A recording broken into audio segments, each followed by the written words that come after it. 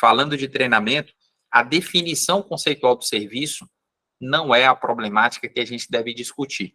Aqui ele está definindo o serviço de uma maneira muito clara, como conjunto de serviços envolvidos na transmissão de conhecimentos para a capacitação de pessoas. O que a gente precisa analisar é o teor dessa solução de consulta COSIT com efeito vinculante, que foi publicada lá em novembro de 2014. O que está escrito nessa solução de consulta vale até os dias atuais? Primeiro, eu preciso mostrar o que a Receita Federal falou lá em novembro de 2014 em relação a esse serviço, treinamento. Ela foi questionada por um contribuinte a respeito da incidência ou não da retenção nesse tipo de serviço, e a resposta dela foi nesse sentido. Não configura a cessão de mão de obra.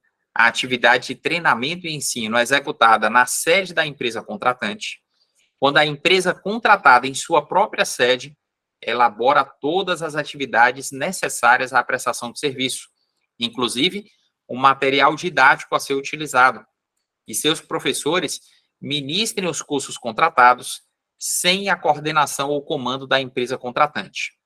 Nesse caso, a empresa contratada em relação à prestação desses serviços não está sujeita à retenção.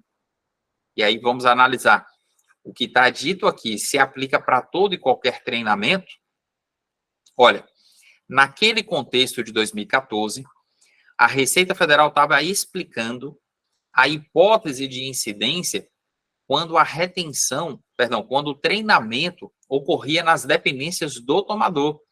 Aquilo que a gente chama de curso in company. É um jargão desse mercado.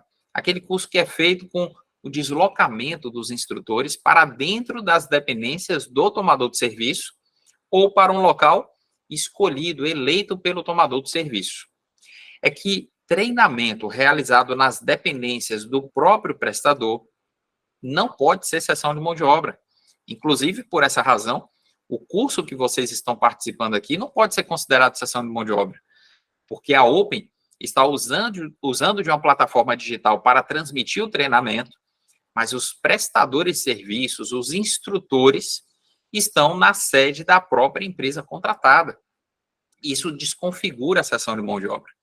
Então, é natural que a gente esteja falando aqui do contexto de um curso chamado de In Company, e de acordo com o posicionamento que a Receita apresentou nessa solução de consulta, ela já estava aqui sinalizando uma nova orientação que passou a exigir a subordinação do terceirizado como requisito para caracterizar a cessão de mão de obra.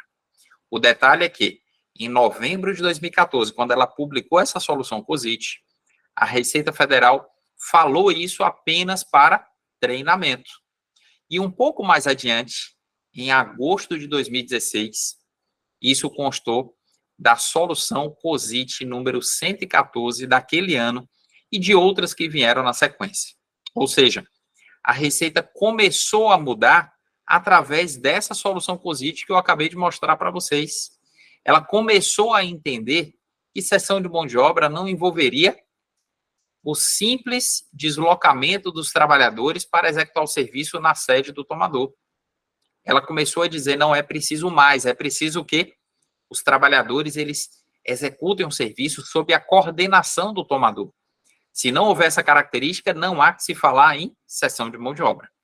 Detalhe, na maioria dos cursos in company, com esse entendimento que a Receita Federal apresentou, mesmo que a gente diga que o serviço era um serviço frequentemente contratado pelo tomador, ou seja, um serviço contínuo, cuja repetição se dava de maneira periódica ou sistemática, faltava a caracterização dessa coordenação da contratante que configurasse a cessão de mão de obra.